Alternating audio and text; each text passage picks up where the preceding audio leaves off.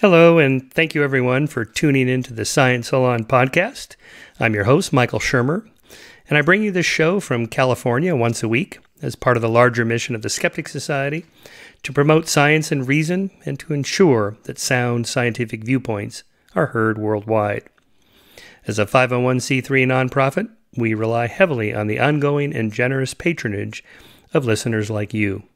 To pledge your support, please visit our website at skeptic.com/donate. Thank you. My guest today is Barbara Tversky with her new book called Mind in Motion: How Action Shapes Thought. Barbara is a emerita professor of psychology at Stanford University and a professor of psychology at Teachers Union in Columbia University. She is also the president of the Association for Psychological Science. Tversky has published more than 200 scholarly articles about memory, spatial thinking, design, and creativity, and regularly speaks about embodied cognition at interdisciplinary conferences and workshops around the world. She lives in New York City and California. It's a great book. It's really interesting. I know a lot about cognitive psychology since I study it, and I didn't know most of this. So this was a real eye-opener of thinking about thinking without words. And that's kind of the thesis. So I start early in the conversation quoting from Feynman, so I won't spoil that here, but it's a great way to start a book. And we cover a lot of interesting topics. That is, how did thinking even evolve in the first place before there was language? So clearly thoughts occur, and thoughts occur now without language. Babies have thoughts, animals have thoughts without words. So anyway, we get into all that. We also touch on the touchy subject of gender differences in spatial reasoning. It's something she's studying in her lab. So she extrapolates on that for me in terms of all the different kinds of spatial reasoning there is. There's not just one that explains all of them. So that was an eye-opener for me, as well as her thoughts on why there are these gender differences in tech, for example. She lives in part up in Stanford, near Silicon Valley, so she's witnessed all this in the last several decades unfolding. Anyway, so that was our conversation. It was super interesting. I really recommend the book, especially as I note in the podcast, this whole national conversation we're having on race and IQ tests and SAT tests and the ACT tests and all these very, very specific kinds of thinking. We want to call it intelligence, just thinking, because her book is about thought. And this book really opened my eyes about how many different kinds of thinking there are that aren't even remotely measured by these tests. So clearly that makes a difference. Anyway, with that, I give you Barbara Tversky. This is your host, Michael Shermer, and you're listening to Science Salon, a series of conversations with leading scientists, scholars, and thinkers about the most important issues of our time. Well, thank you, Barbara, for coming on the podcast, and congratulations on the new book, Mind in Motion: How Action Shapes Thought. Very good. But before we get into the meat of the book, because it's a super interesting topic I didn't know that much about, maybe give us a little bit of background about how you got into studying psychology and what led you into this particular area of research, and a little bit of background on you for our listeners. Okay, and thank you for having me on. That could be a long story or a short one. I'll try to make it not too long. Give us the medium version. Okay. I got psychology is endlessly interesting. I like to say that everything goes through the human mind, so it's a fun thing to study. When I entered the field, the language was prime. Everybody thought thinking was in terms of language, memory was in terms of language or something that looked like language. And I started thinking, gee, faces. We can't describe them, but we remember thousands and scenes, and there are times we seem to be thinking with our body and with our hands, and language doesn't quite capture that. I'm a little bit of a contrarian, so if you think language is really important, I'll try to show you that other things are important, that evolutionarily the space came first. A great deal of the cortex, probably half, there are arguments on that, is devoted to spatial thinking in some way. Space isn't just vision. It includes all the senses, and it's evolved long before language evolved. Animals don't have language. Babies don't have very much language, and they can do very smart things. People like Einstein say that they discovered their theories through thinking about their bodies moving into space. So putting all that together and more, it seemed like there was a whole part of thinking that wasn't being attended to.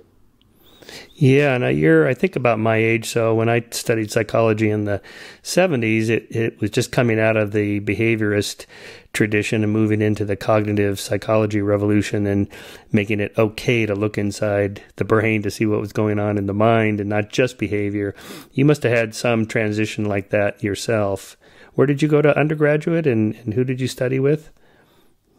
I was an undergraduate at Michigan and stayed on as a graduate student and sort of studied with many people. Graduate school, I really didn't have much of a mentor, partly because I traveled among several, and then the person I landed on or who invited me was ill. So I sort of did it on my own. I also ended up marrying and moving to Israel in the middle of graduate school, so doing it remotely while learning a new language and fighting wars. So, but as you recall, the behaviorist tradition quickly segued into language between Chomsky and Miller and propositions coming from philosophy that all seem to converge on language. Is that not your memory? Yeah, absolutely. That's right. That's when Chomsky's famous paper on grammar came out and kind of stirred the pot quite strongly that way. And the behaviorists responded about, concocting these elaborate thought experiments about how parents somehow convey every single word and grammar through reinforcement and punishment or whatever through these external stimuli, when it was clear that there was obviously something else going on inside the brain that was already hardwired in there. And Chomsky was enormously influential, enormously interesting, abstruse. It was hard reading him, but he did call attention to what was already in the brain, and it wasn't just as our stimulus response associations, but his view of language is increasingly seen as too narrow, that language probably did evolve, that it's more complicated than just a grammar machine or a syntax machine and so forth. So the field is constantly evolving and changing its ways, so he had enormous impact.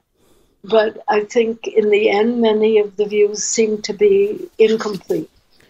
Right. So the problem you're set out to explain in this book and your research in general, I think, is nicely captured in one of my favorite quotes from Feynman.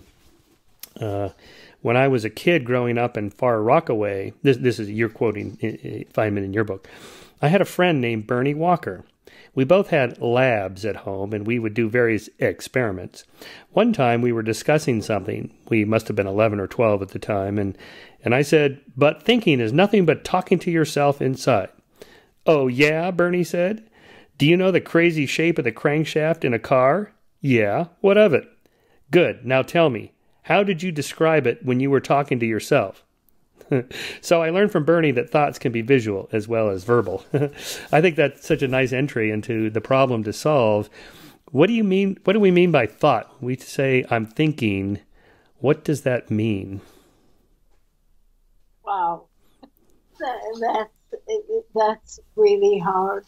I think there are probably many modes of thinking, and when you think about how we converse one-on-one, we're using words, we're using our body, we're using gesture, we're using intonation, and all of that is functioning in our communication, and probably all of that is functioning in our thinking. It's just easier to talk about words when we're using words, and it's harder to be explicit about those other means of communication that may be more direct and subtler. So I think we're beginning to get a handle on that. Let me give you an example of thinking. It's described in the book.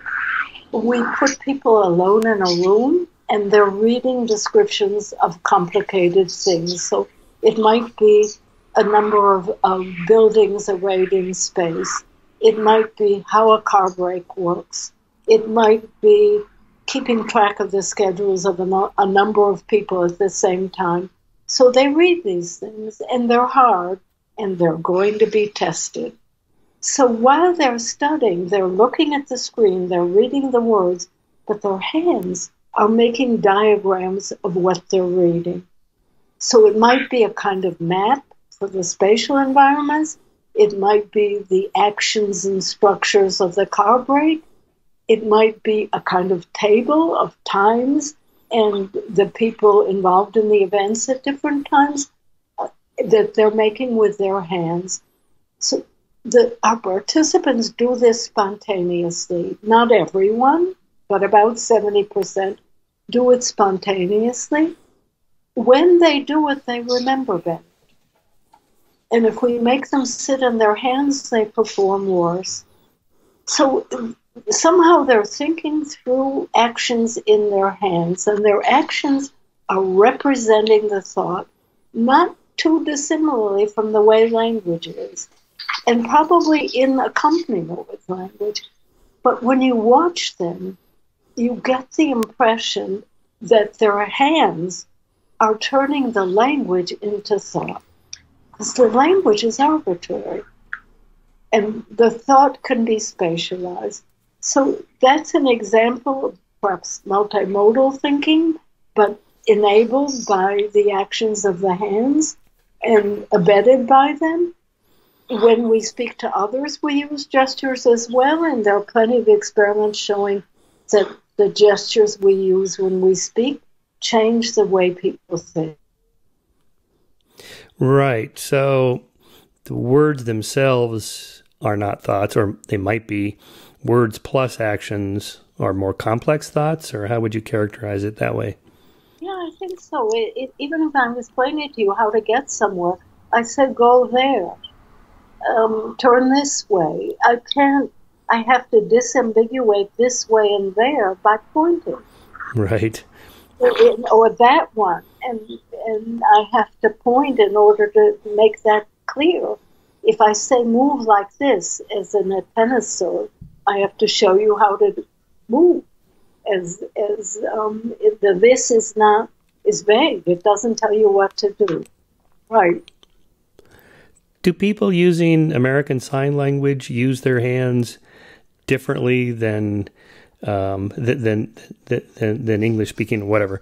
But not when they're using the language, but I mean when they're, say, giving directions or something like that. I'm not sure I'm asking this question the right way, but you see where I'm going with that. How are their gestures different?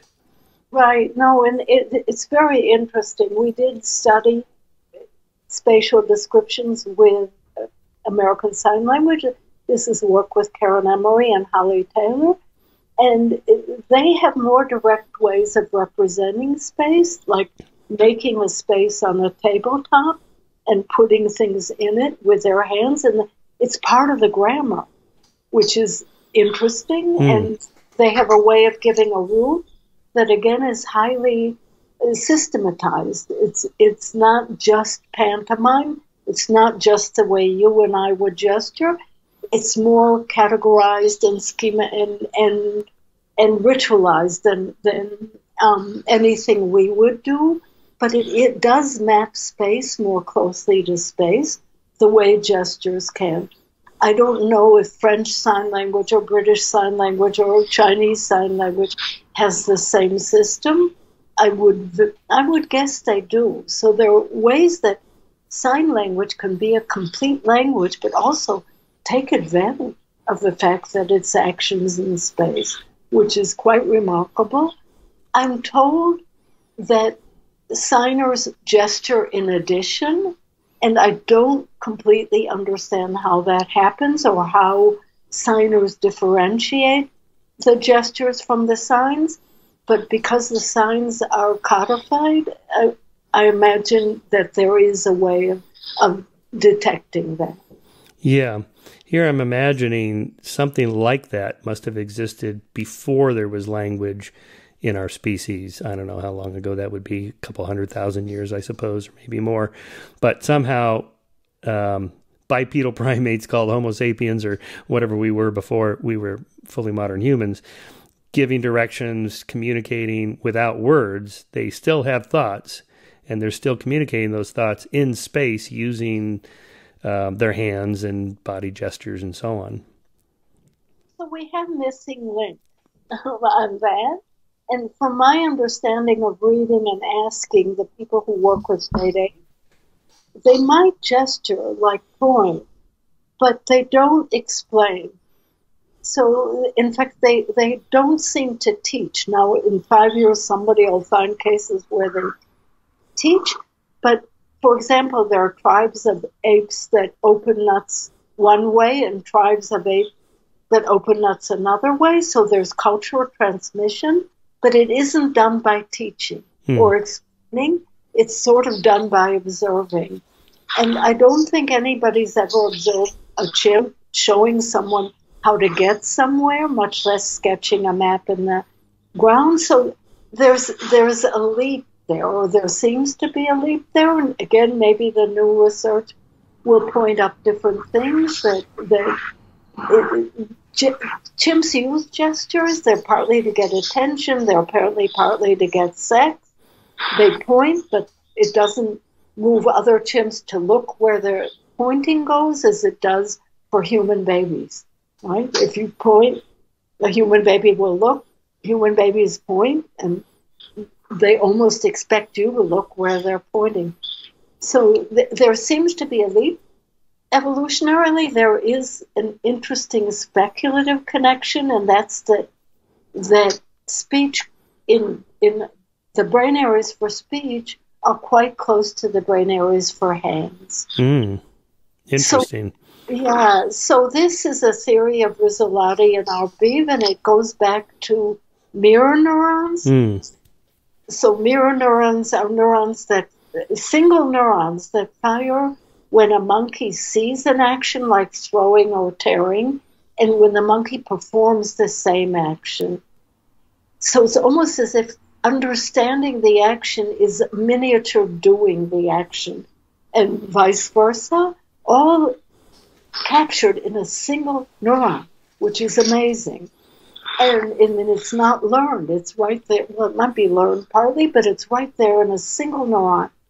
And the speculation is, supposing I'm intending to grab something or throw something, I might do a miniature action. And that might turn into a gesture, so that if I do this miniature action that I'm going to grab something of yours, the way parents do sometimes with babies, right? I'm going to grab your cookie. It's a kind of teasing. And that gesture then communicates the intent to do that action and becomes communicative. So this is the Rizzolatti-Arbiv theory that the gestures become communicative, and then they argue that the mouth takes over because you can understand, you can get spoken words even when you're not an Einstein, and because the mouth may be more finely articulated than the hand. Although sign language uses hands, and it does a great job.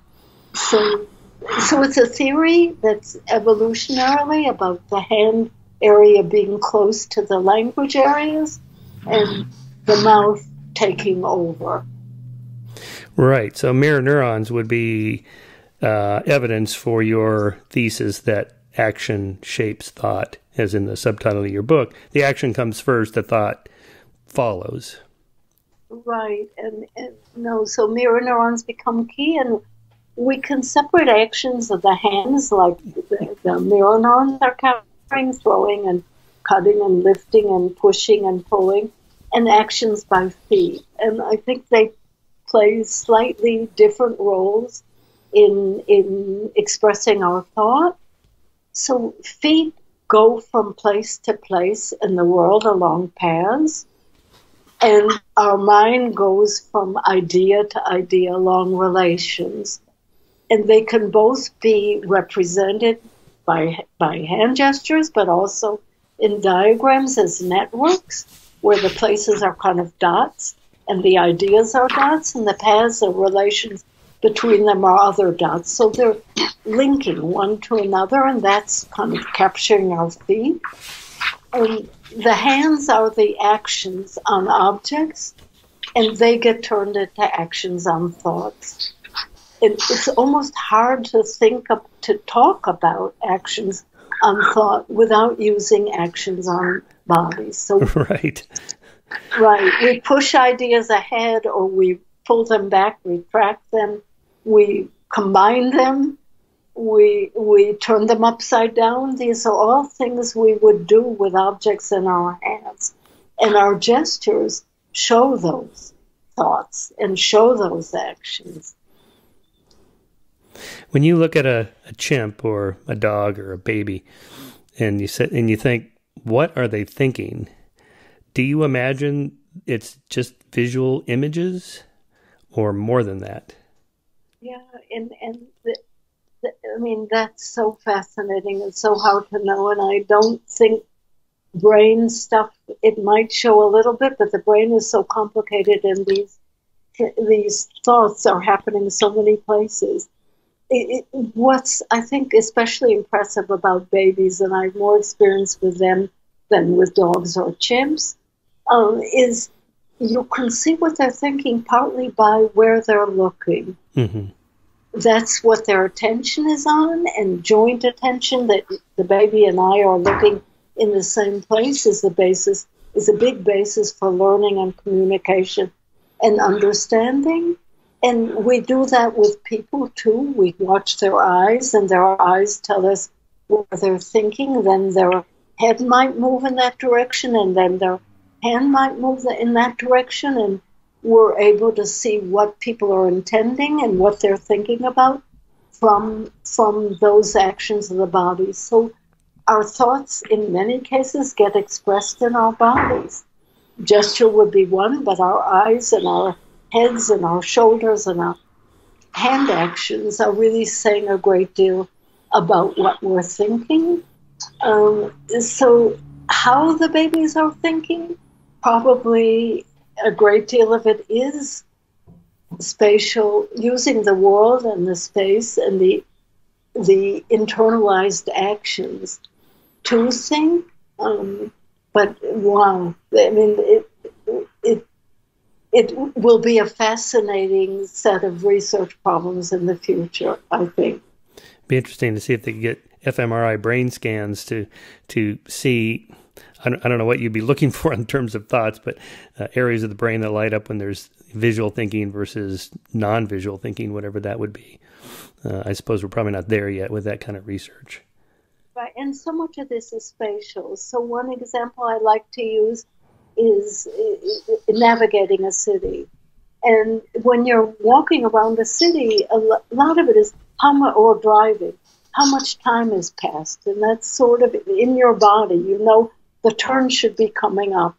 And just from the amount of motion you're doing, from the way you're moving, the speed, and so forth. So that's in your body thinking about moving, and you know you need to turn right here or left there, or you see something in the distance, and that's a landmark for you for an action.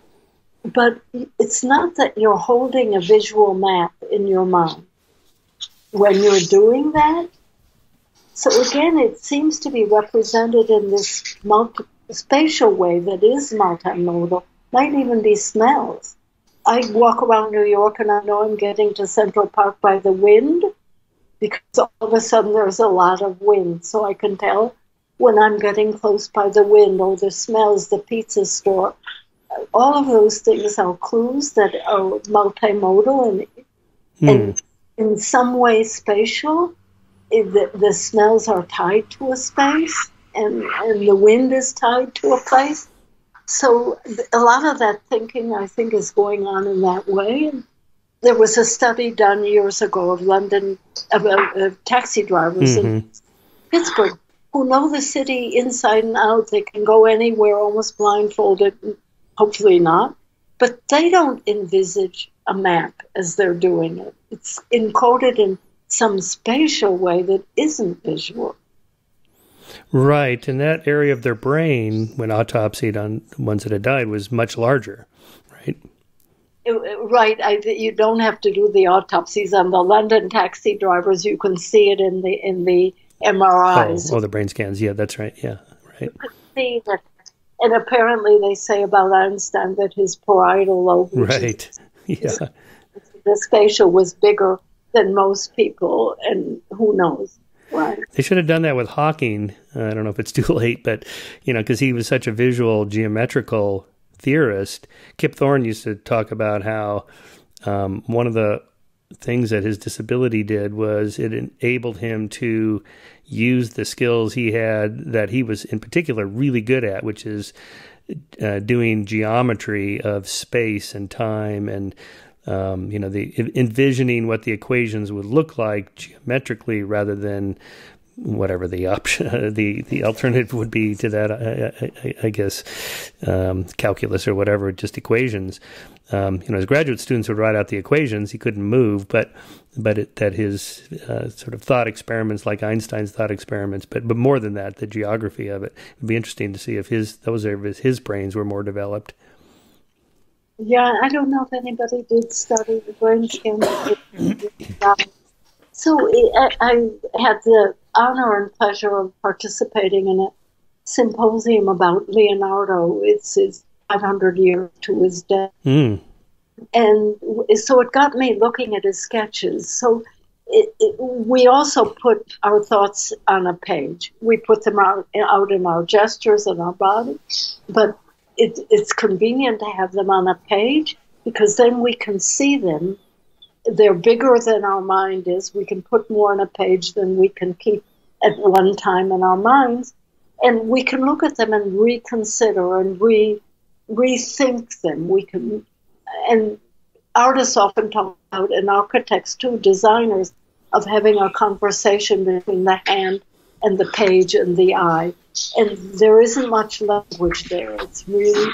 So Leonardo, he didn't think in math. There was hardly any math there. And he thought through drawing. He made frenetic sketches that were capturing how water vortices go or how blood flow goes or just about anything. These frenetic sketches showing action and enabling him to think. It contrasts with the serenity of the paintings, and that's interesting too. But he used the action of his hand while he was drawing as a clue to what the mechanics were. So as his hand was circling to make these vortices, that's how he imagined that action in his hand, the motion in his hand, the resistance that he might feel going against the bank of a river or a blood vessel. All of that action, feeling in his hands, enabled him to think about the actions that were physical. Interesting. I wonder what the linkage to creativity is in that regard. If creative people are able to think more visually or think out of the box through these kind of hand gesture visualizations that then get coupled to words as they write down their new thoughts. I'm sure, and I have a former postdoc who's been studying, I have a friend who's a topologist, and he says that they talk about topology in these spatial metaphors. Here it looks like a sprinkler system, here it looks like ping pong balls, and none of it quite captures exactly what's happening, but it gives you the feel. And because topology is often things that can't happen in the real world, but they can be visualized or spatialized in some way, but partial ways, so that they use these partial metaphors or analogies for getting the feel of something, and then they have to write a proof, right? But the thinking is in these partial metaphors and not in the proof. Right. You mentioned the taxi drivers. I live in Southern California, so we do a lot of driving here. But when people say, well, how far away is it? We say like, well, it's 2 hours, or it's an hour and a half at 5 o'clock. Or we describe it instead of kilometers or miles, the time it takes to drive it, depending on what time of day it is, which is moving your body through space. Right. So that's what you're talking about here. Yeah, no, and time and space trade off in that way. Absolutely. You're pointing out another thing, that how we measure things can be in kilometers or miles or in time, and what's relevant and how we think about it depends on the circumstances. If you're a surveyor, you're going to use some metric, and not temporal, but thinking about our experience. Right, we're moving in time. Right. Yeah. Here I'm thinking of whatever our pre-language thought would have to have been shaped by the physical environment, the laws of physics, up and down, three-dimensional space, the pull of gravity, how our bodies are structured. I mean, you don't usually think of thinking in those kind of base physical attributes to the environment and the body, but that has to be where it begins. If you were on a different planet with different gravity, or you were a species that had a completely different kind of nervous system or body, say you were an octopus where your brain was distributed throughout your limbs, they surely have different kinds of thinking. Right, and some of that even biases us in our thinking. When we're forced to make the thinking concrete and diagrammatic. So people think if a pendulum goes and you snap the rope, that it's going to keep going a little bit and then drop down. Right. Right? So there are those biases that happen, and those are almost coming from the visualization. But a pendulum is not something we've internalized. So that internalization of the physical processes as we feel them and as we use them to understand things out there can bias our understanding. So Roger Shepard, amongst other people, and he was certainly influential in the field of cognition and spatial cognition, visual cognition, talked about the stimulus side of things as being internalized perception, but it's not quite vertical. And then the response side is being internalized action. And again, it's going to get biased by the limits of our own experience and our own perception. Right? Do you know Donald Hoffman's interface theory of perception? He's a cognitive psychologist at UC Irvine. It's been a long time since I've read his work, but years ago, his work on parts certainly influenced the way that our own research on objects and object parts, and how do we divide an object into parts? Right. Well, his new theory, he's got a book coming out later this year on this. He calls it interface theory of perception. So the interface would be like the computer screen, and the icons on it are like the things that are in the world. So if you open your laptop, you're not going to see a little trash can. The icon of the trash can is just a symbol for something that is completely different. So his theory is that we did not evolve our senses and thinking to mirror reality accurately, but that we evolved just to pass on our genes and reproduce and so on. And therefore, whatever, say, a wall looks like to a bat, it's going to look different to you and I, or the shark to a dolphin versus a shark to you and I. This is the idea he has, that, and he gets kind of philosophical, that in terms of the nature of reality and what we can know about it, it's species specific, and that we can't really say what reality is. So he's got this example. He bites into this was on a TV show, Through the Wormhole. He bites into a lemon after 9 on a West African berry that releases glycoprotein molecule called miraculin that binds to the tongue's taste buds, causing the lemon to taste sweet. Aren't lemons really sour? No, they're only sour to certain taste buds that perceive them as such, and those taste receptors can be modified to perceive a radically different reality of sweetness. Anyway, he goes on and on like this. I'm skeptical of some of it because he pushes it into the sort of nature of reality area, and I believe in the correspondence theory of truth. I think it's more likely that we have an approach to what reality is really like through our senses. But I can see his point that, I was thinking about this reading your book, what is thought? What would it look like? If it's visual, what would it look like, to the famous experiment, what it's like to be a bat? I can't know unless I was a bat, in which case I wouldn't even be asking the question. And that would apply to all these examples that he uses. And I don't know how much thought you've given to, terms of how our senses evolved to mirror reality accurately versus something else. And if our thinking does converge toward some accuracy about the natural world. A fascinating set of questions, and I have too many responses going on at the same time. Right. And sure, the world is different to a bat that echolocates than we do, we have vision. Most of us, not everybody. So that's got to be true. We're picking up different information from the environment. Dogs apparently use smell to create a kind of a spatial world.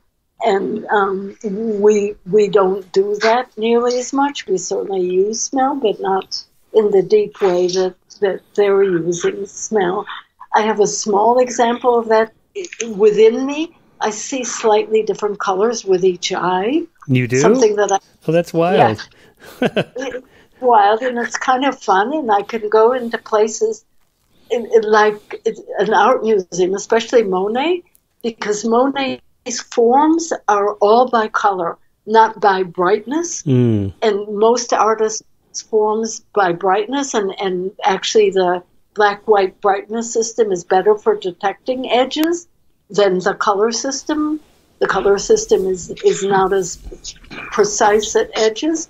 So Monet doesn't use brightness in the water lilies and some of the other paintings, and I see completely different paintings with each eye. So it's kind of fun to have that experience. I'm sure I can get stimulated. But then I wonder, like match colors in clothing or something, which is right? And I don't know. I mean, I have a hunch because one eye is better than the other and it dominates when both eyes are open, but it still does challenge your notion of truth, of what's out there and what's real. But I want to expand on Hoffman in another direction, and it's one that you started earlier, and that's, what does it mean to be intelligent? And there are different solutions. So bats echolocate, and they may even be echolocate more precisely than we do using vision and action and some amount of touch, because we can feel wind and we can tell when we're getting to a berry or by our skin. But bats might be better at it because they have a different solution. You think even about vision. There are so many. Bees have different eyes from us. There are fish that have eyes on each side instead of both looking forward. So there are different solutions to navigating the world, to understanding the world, to acting intelligently in the world. And we tend to use ourselves as a measuring stick. So there's a big argument in AI about that sort of thing. And there's almost an assumption that AI should solve problems in a human-like way, right? But birds can navigate better than we can in certain circumstances, and maybe we should be expanding our view and not emulating humans, but thinking about other solutions to using whatever information is in the world and integrating in that some way to come up with an intelligent way of reasoning about it. You discuss in the book a little bit on gender differences in spatial reasoning. Do you want to go down that sensitive road? Yeah, I can do that, and because I'm always asked that, and it forces you to think about it and to look at it. So spatial ability in the first place isn't a unitary ability. There are many spatial abilities, and there's a little bit of we did a little bit of work showing that designers are good at looking at a figure in great detail and understanding its parts, but they might not be so good at mentally rotating something. Mathematicians and physicists are very good at imagining things in different orientations and so forth, a kind of mental rotation task. So there are different new kinds of spatial ability, and right, just like speaking can have very different nuances of abilities. Somebody might be adept at finding words and analogies. Somebody else can put sentences together quickly.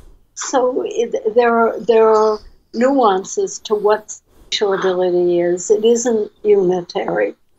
There's some work showing that this sort of mental rotation, that people in math and sciences are a bit better at it than the rest of the world. But many problems can be solved in a different way. So even if you look at a mental rotation task, which is usually looking at a figure or pairs of figures that are irregular and decide in their different angles, and you need to decide if they were rotated in correspondence, would they be the same or mirror image? So that can be quite hard, and some people are better at it than others, but you can do it piecemeal instead of this holistic rotation. Many people do it piecemeal. They might get the same solution. So, and people can get better at it. In fact, this is sort of an interesting universal lesson. There have been tons of studies trying to improve spatial ability. In general, the dependent measure has been this mental rotation because of the correlation with STEM. And many different tasks will improve spatial reasoning, not just one. So there are many ways to get that ability, many different ways, not just one. They all improve somewhat. They won't bring you to superstar level. It's a little bit like learning to play an instrument. If you're gifted, you don't need much tutelage. And if you're not, you can work hard at it, and you can get better incrementally and maybe good enough to do the job at hand. And as I said, there are different spatial abilities. Where you see the gender difference is often in mental rotation. Men tend to be better at it than women, and some of that is probably environmental. Boys are usually allowed to explore more. In these days, mental rotation ability, if you do a lot of computer games, the kinds that are shoot 'em up, you're better at mental rotation, and we know who wastes time on computer games. What do you mean? Well, we're in the middle of this national conversation about why there aren't more women in tech, particularly in Silicon Valley, up where you live, and why aren't there more women programmers and so on. And so, one answer you sometimes hear is, well, men are better at spatial reasoning and women are better at verbal reasoning. And I never really followed that, because much of programming is not totally spatial. It's also verbal, or something like that in linear fashion. I don't know. What are your thoughts on that? No, exactly. And there was a similar argument in economics, and I'm not going to name names here, but the amount of math that you need in economics is not what Stephen Hawking had, right? Right. So and any of these gender differences, the overlap is huge. So you're going to find differences maybe at the mean that'll be small, and you might find differences at the tail. But what you need for coding, and as you say, coding isn't entirely mathematical, is not great math, and most women can certainly cope with it. I think the issues in tech are, if anything, more social. And there was that incident in Google a couple of years ago, and you think about... With Jamie Damore? Yeah, well, I wasn't going to name names. Oh, it's okay. We know him. He's an interesting guy. Right, and I'm thinking if you're working in tech, on software and coding, you're working in a team. All of this teamwork. You got to work with your team, and those are social skills in many cases. So it's not just the math. There are a whole set of skills that you need in coding or working with a team and so forth. But beyond that, there's the social atmosphere where women are sidelined. This happened, it's now being documented more, but who looks at it? You're around a table. Who looks at whom determines who's going to speak next. And often it's the women that aren't looked at.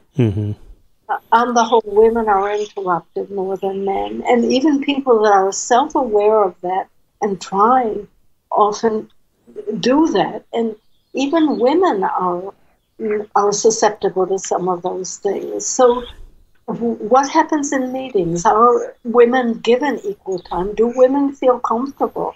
Or do they feel like they're sidelined and just move elsewhere because they don't want to be sidelined? They want their creative energy to be realized and not ignored.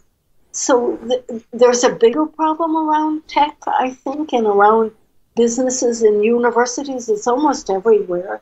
And there are places that these things are being corrected in one way or another. And when I'm old, and when I look at my generation and contrast it with people a bit younger and then people very much younger, and I see changes, and that's wonderful. And as there are a greater number of women in these positions, then of course the atmosphere will change and the openness will change. So I see differences there. So we started out with spatial ability differences, but it because it enters our lives and our industry, the gender differences become important. And the spatial ability component, I think, in most jobs is small, and women are up there with most men.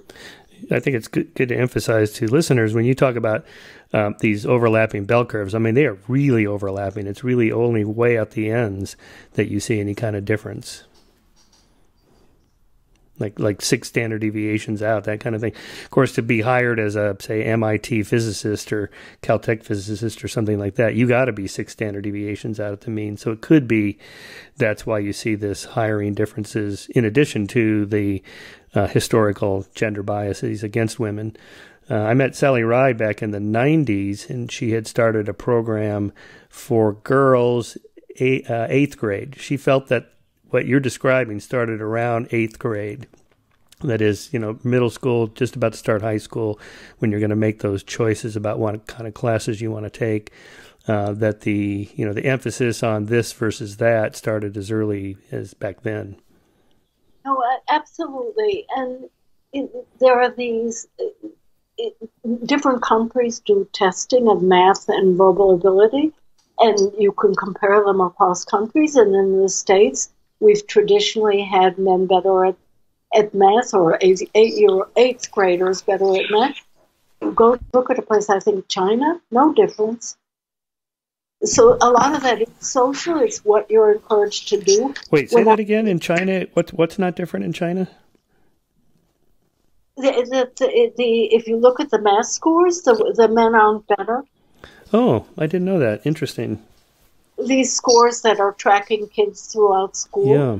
So that it does indicate some of it is social. I would hate to think that there are big genetic differences there, And I can give you again one personal example because stories sell more than data.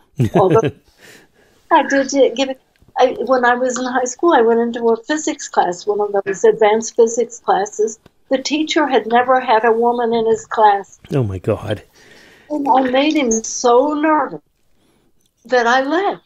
I mean, I destroyed the whole atmosphere. He was uncomfortable having a woman in his class. The whole thing was aversive to him. Oh, my God.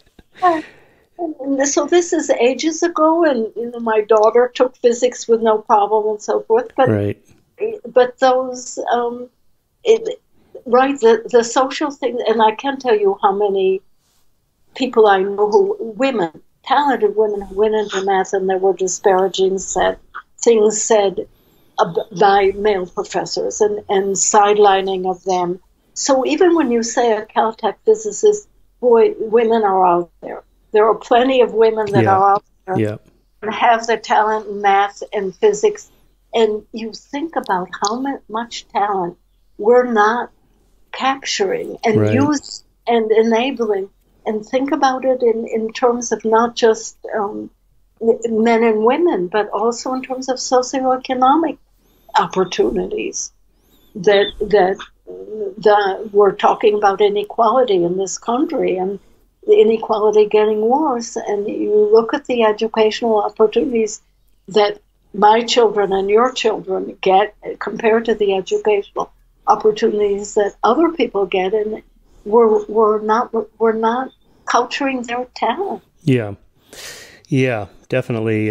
We need to level the playing field that way, and then let the chips fall where they may. If you end up with different gender ratios in professions, it doesn't necessarily always mean there's a gender bias against one or the other. I mean, there's more women physicians now, I think. There's more women in psychology and the social sciences and so on. In the law, I think it's maybe 40% women now. But if it turns out, say, programmers end up being at 80-20 or 60-40 or whatever, 50 years from now, when hopefully we've gotten past these biases, is that a problem, or is that just interest differences as well as reasoning or intelligence differences? They're just people are interested in genders are interested in different things slightly more, overlapping bell curves, but slightly more, and that might account for some of the differences. Oh, right. I mean, we're so full of interesting differences. And, I'm struck by looking at kids. I grew up with a kid that knew every train schedule in America. Oh, my God. And who knows, maybe, I don't think he was autistic. He was perfectly social and so forth. All he drew were trains. And you get these kids that know the baseball statistics. Yeah. And I have one of my son's friends married a woman who remembers every meal she ever ate. From third grade, she was remembering all the meals she ate. She went into the food industry. Oh, my God. That might be a curse, not a blessing. Yes, turned it into a talent. And so even things like that level, memory isn't uniform. You can remember baseball statistics and not train schedules. So what we get interested in and what turns us on and what captures us and makes us want to do more is endlessly fascinating. And it's wonderful that there's so much variability in that. We can learn from each other, appreciate each other in that way. But I think you're right. In the end, interest is going to determine things. We're way off of my book, but but it's in that general category of what is thinking, what is thought, and how much more varied it is than, again, culturally we're stuck on this whole IQ, race differences in IQ, the IQ test is everything and so on, and it just seems so limiting compared to all the different kinds of thinking that there is. Don't even call them different intelligences, just different kinds of thinking. Right, and then the social component.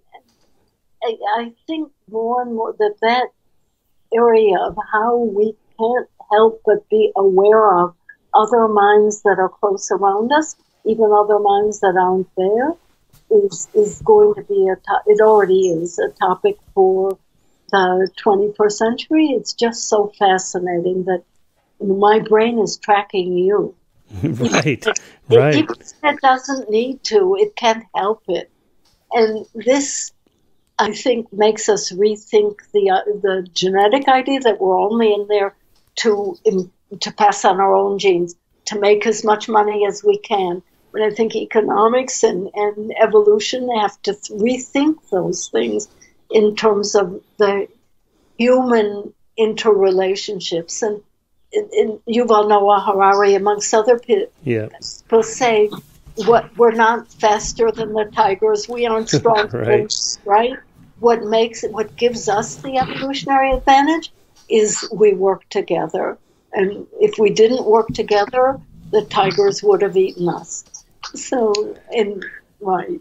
Well, I just heard a lecture on where the scientists mentioned the whites of our eyes, that this might have led to cooperation because you can tell where someone's looking, and therefore you can have mutual gaze, and you can kind of communicate some information that way that other animals that don't have sclera can't do. Right, and that must have been Mike Tomasello. Well, this was Mike Tomasello's student, Brian Hare. Oh, right. So yes, we mentioned that earlier, that we are cued by other people's eyes to look where they're looking. The eyes are almost like arrows pointing us in a direction, and when we're looking at the same thing, then that contributes a huge amount to our own understanding, and babies pick that up quickly. It enables them to learn language. You can name something that you know a baby is looking at, and the baby will pick up that name. And right, so joint attention bootstraps a huge amount. Yeah.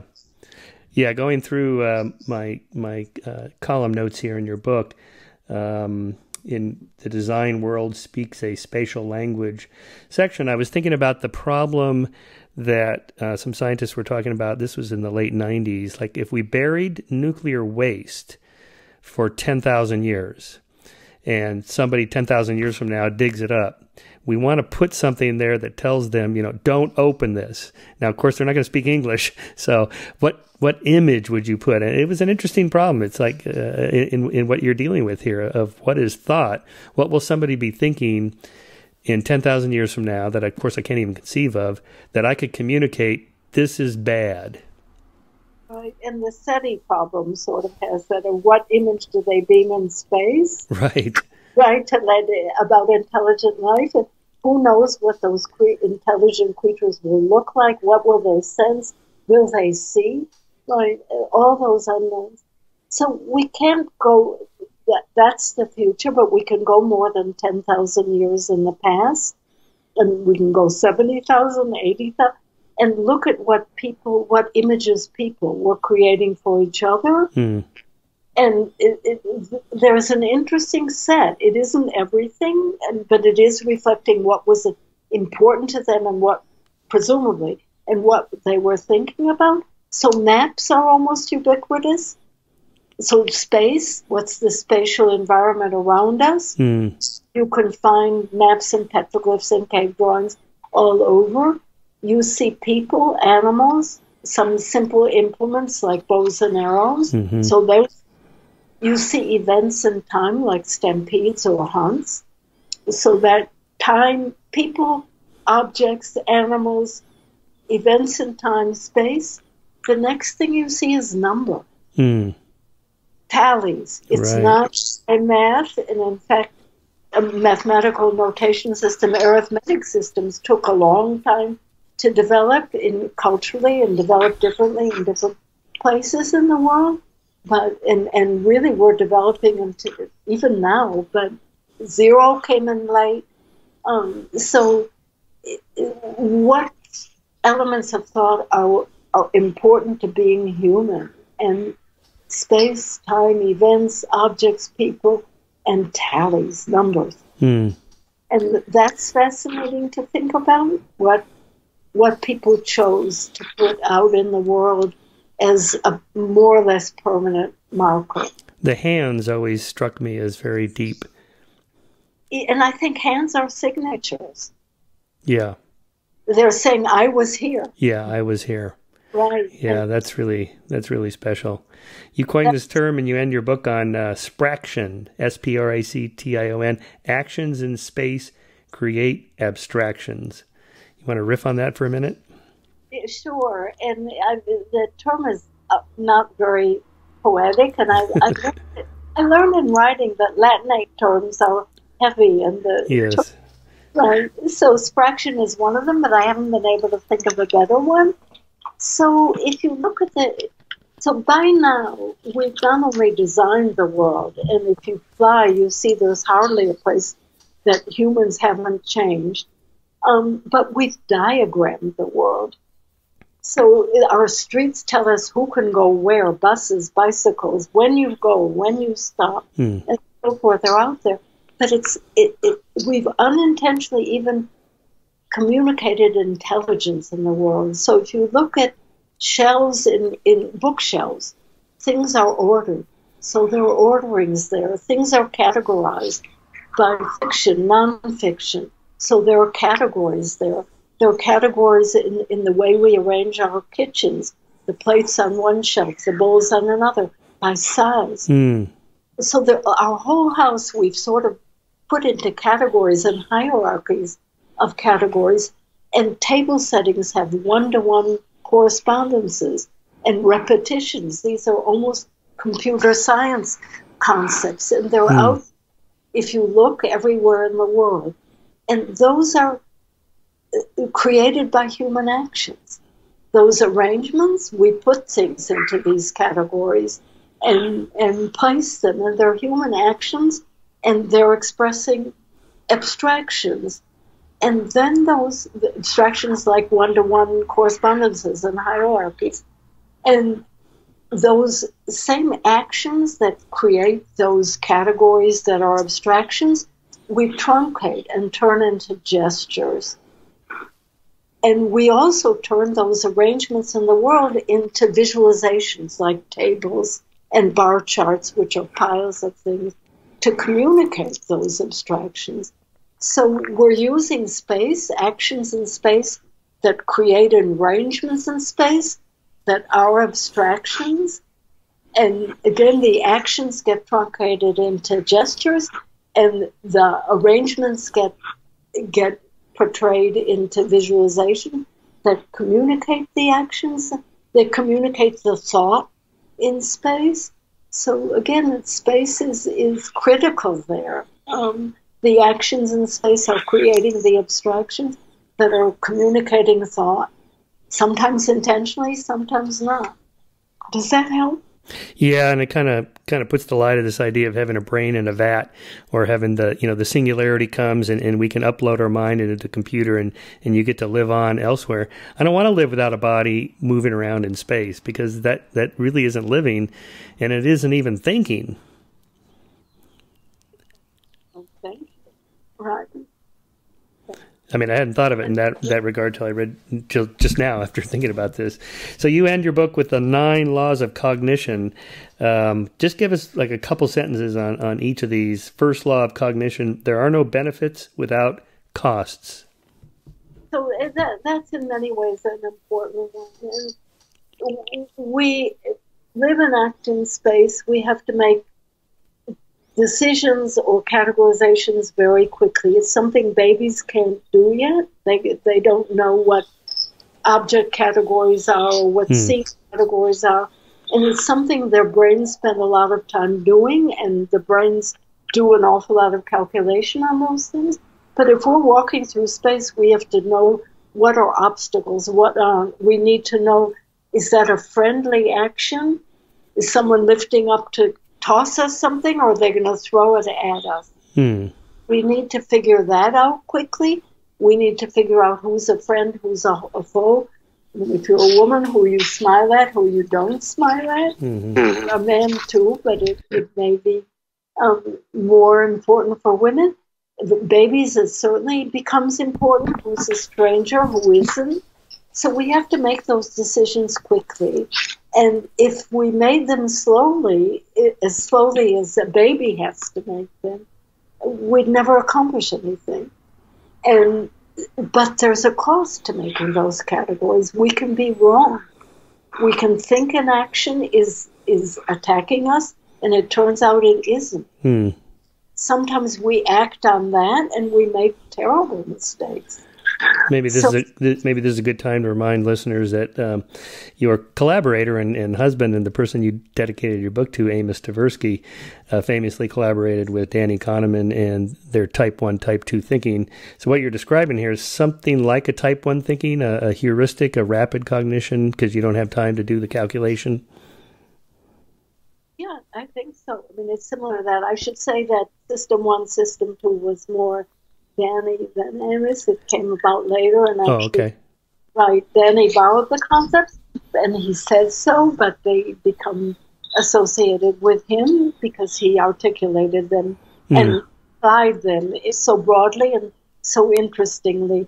But yeah, it becomes a kind of System 1, and we need it, or we wouldn't be able to do anything, and correcting them is something, in this case, System 1, System 2 might be able to do if we had the time to do it. But the idea of someone tossing or throwing and having to make a quick decision, and of course this is a real-world situation with police and who have to make those decisions and under training, but there are bound to be errors. There are just bound to be errors where you think it's a friend and it turns out not to be, or you think it's a friendly action and it turns out not to be. So there are bound to be errors, and again, everything has a cost in that way. It's almost a way of saying there isn't an optimization. There's a good intermediate level that works most of the time, but optimizing isn't an option. Right. This reminds me of Charles Darwin's list of for and against marriage when he was contemplating marrying his cousin Emma. And it's just kind of funny, such a scientific way of thinking about it, when in fact, love is not the kind of thing you can calculate. You either feel it or you don't. And yet many people seem to make the wrong decision on who they should marry based on those feelings. No, it's endlessly fascinating, and it's probably some chemistry and readiness on those. Amos used to say, I spend more time worrying about a suitcase than falling in love was instantaneous. Right. Right, and it's amazing how quickly that happens, and that again, there must be some interesting inside embodied components that make that happen. So I get annoyed at this kind of beauty idea that you can somehow freeze it into a face and facial beauty and the peacock feather and so forth, when really attraction is so much more articulated, intricate. How somebody speaks, their posture, the facial expressions, all of that, and enter into attraction, pheromones for all we know, and how that happens quickly. And you're right, sometimes you're wrong, but it's amazing how many times you're right. Yeah, it's nice when it works. Second law of cognition, action molds perception. I think that's your Spraction idea, right? A bit of it, right. And it's funny. Once the book was done and I couldn't change anything, I was frustrated because so much I wanted to change, and I haven't been able to reread it yet. So don't reread it. Don't. It's too late. It's too late to change anything. But right. So there was a lot of literature on that, not mine, research on that. That, for example, if you take prisms that invert the world, and then if you have to act in the world and reach and so forth, eventually your brain learns and your hands learn, and you're behaving as if it were a normal world. But if you don't act, none of that happens. So and that takes a couple of weeks. Right. And similarly, the recovery from that, if you don't act and move. So they're deeply connected. Right. the action and the perception. Third law of cognition: feeling comes first. Is this the feeling action debate? What happens when you feel afraid? Is it because you saw something or you felt afraid and then you jumped away from the something? Maybe it's connected to that, and there usually the answer is kind of there's a little bit of both. But no, I'm more thinking of Bob Zience's work, where he looked at strange 10-gram irregular figures, and people had feelings about them. They could rate them on how much they liked them or didn't like them. And those feelings of liking, disliking happen faster than recognizing them. Recognizing that they've seen one before. So those are partially separate. And recent work that I cited in the book on prosopagnosia, of not being able to recognize specific faces, you still can pick up their emotions. Which is fascinating that those are somehow separable in the brain. You think you have to recognize the face, but recognition means that's Michael Shermer and not my brother. So it's quite specific. I know it's a face and a human, but I don't know whose it is. But I can still get your emotion. Interesting. Oh, very interesting. I hadn't heard that. So that's processed in a different part of the brain. The facial recognition in the temporal lobes, the emotional reading is probably somewhere entirely different. Yeah, and Minsky long ago wrote a book on Society of Mind. Yeah. And it almost says, you've got a colony up there. Right. And some parts are talking to each other, and some parts aren't. Yeah. Fourth law of cognition: the mind can override perception. Right, and that happens everywhere. That if we're prepared to see something, we're more likely to see it than not. And some of that is studies that that Potter and Brunner did years ago, where they showed out of focus pictures, photographs, and you had to keep guessing what was in there. And people who saw the out-of-focus ones would make guesses, and then when the thing was in full focus, they couldn't see it. They didn't, because their hypotheses hadn't been right, but someone who hadn't gone through that process could recognize right away what it was.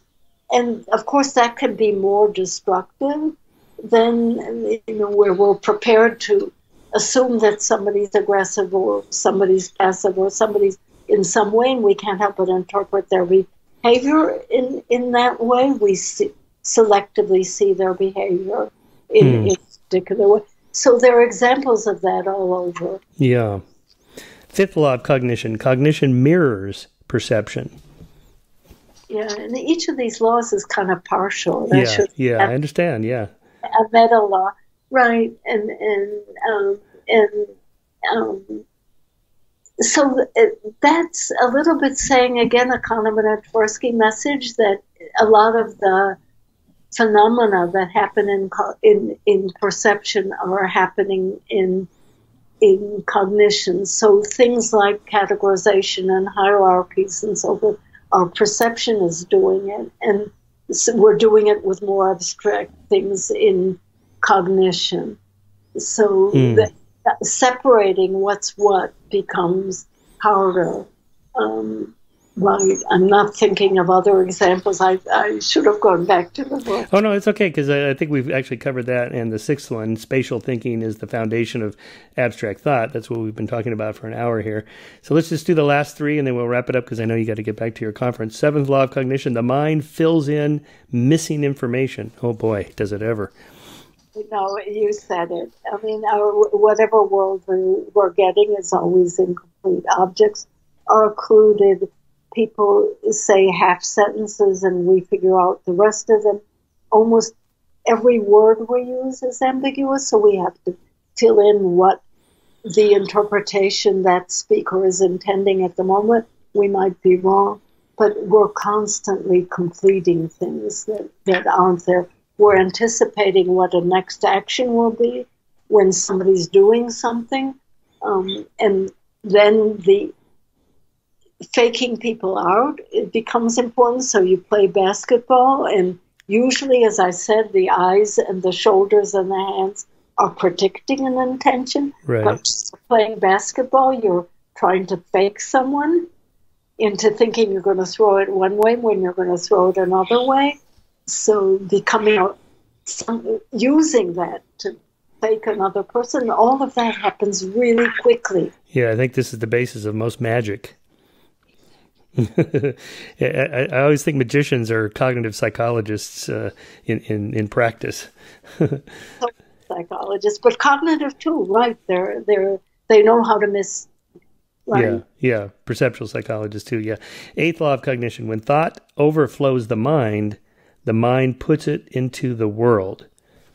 So that I've talked about a bit, and that would be gesture, speech, putting it in the world too.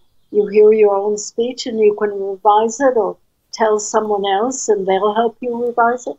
Diagrams, sketches, and there's tons of research showing that we go all those ways of putting thought in the world help your thinking. They might bias it in one way or another, right? But because you're necessarily abstracting and reductive. So the London Tube map reduces paths and places to horizontal, vertical, and diagonal lines. The tube system doesn't look like that, but it's an abstraction that helps you. Actual distance is distorted, but again, it's an abstraction that helps you navigate the tube lines. And so it's good for that. It might not be good for bicycling in the city. That's right. Well, I'm a cyclist, so I have good spatial reasoning on my bike. Not quite as good in the car or walking. I guess my brain is wired up for that speed. All right, ninth law of cognition. I like this one. We organize the stuff in the world the way we organize the stuff in the mind. Here I'm looking at my bookcases behind me, and I can picture where all the different categories, my biology book and evolutionary books and physics books and so on. I guess because that's how I have it in my head, or it's in the world, so now I have it in my head that way, and vice versa. You said it. No, that's exactly it, that we're putting our minds into the world and organizing. I talked about it in terms of the one-to-one person.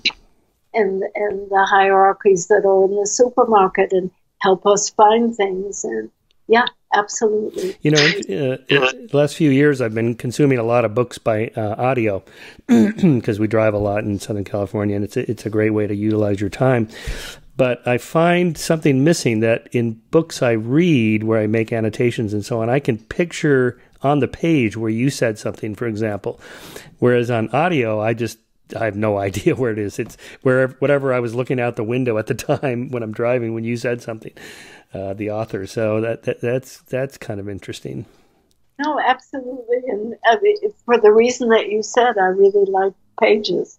And where it is in the book, it's halfway through, almost at the end, and certainly on the page. And it's amazing how much space organizes our thinking. So it goes the other way. And you talk about your bookcases. There was an earthquake in California, and my books were behind me, and they all fell down. I was not in the office at the time, but I thought, this is not good. So I moved the desk and the books, and then my memory's gone. Right. If they're in the same arrangement, then I can't find them. And there's something comforting about knowing where those books are and finding them quickly and having them arranged in that way. As I say, it's comforting. It's a beautiful thing of having your mind out there where you can grab it. Yeah, now that we all have nav systems, I wonder what's going to happen with our spatial reasoning in that regard, because, that's new for me. I've been navigating around in my bike and car for decades, just, using the old maps in my head, and the maps that I would look at a map before I leave, and then I'd kind of picture it and kind of move in that direction and eventually get there. I just don't even do that anymore. Right, and it's a worry too, but then you think, people can't calculate anymore. Yeah, right. We'll be fine. I'll let the calculator do it for me. Right. So there are, and people can't fix cars, not even car repair people. They just replace components. Right. And so there are advantages and disadvantages to that. I happen to enjoy maps and navigating, so for me it's still fun. But I have a niece who's challenged that way, and the GPS system saved her, so that's also good. Yeah, that's right. You remember Thomas Brothers guidebooks, map books? You have to pull over and look and so on, and then keep driving. I had one final example that I used that I was thinking about reading your book that I used in my book, The Believing Brain, about I call it, the chapter is called Geographies of Belief, and this had to do with the story of Galileo as the first observational astronomer using telescopes.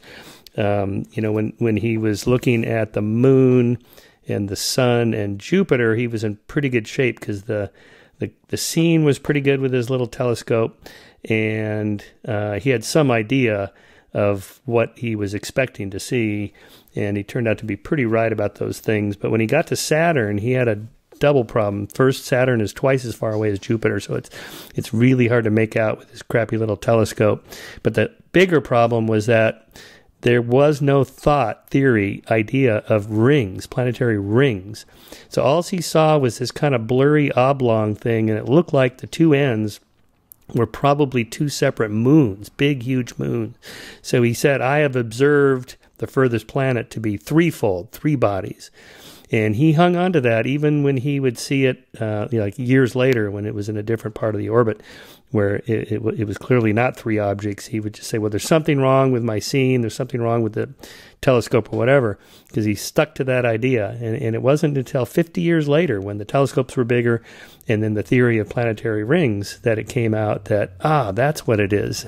So you have to have both. For that kind of thinking, you have to have both the theory and the data to put them together.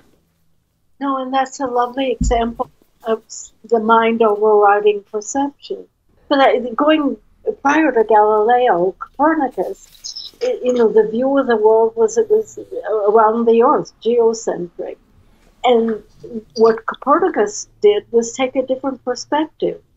Not the perspective from the Earth looking at these things, but a perspective that's an overview of everything. So that I talk about a bit in the book, of a map-like perspective as opposed to the one where you're in the center and moving around an egocentric perspective. Right. How healthy for thinking taking that overview is. And there's just so many examples in science where taking the overview changed the view completely. Yeah. Right. Do you know the work of Edward Tufte, the visual display of quantitative information? Of course, he made beautiful books, and I think he curated. Yes. He's almost like a curator of good visualizations. Yes. His recommendations sometimes contradict each other, but he certainly brought attention to the way that good visualizations influence and help our thought. Totally. Well, Barbara, thank you so much for coming on the show. I know you got to get back to your conference there. Your book it's really a beautifully written book, and it just opens up the ideas of the different kinds of thinking, intelligence, creativity, and thought, and so forth. All that matters so much more. We're so limited in the way we think about our own thinking that I think this is going to open up a lot of windows for people. So I'm going to highly recommend this book. So thank you for coming on the show. Thank you for having me.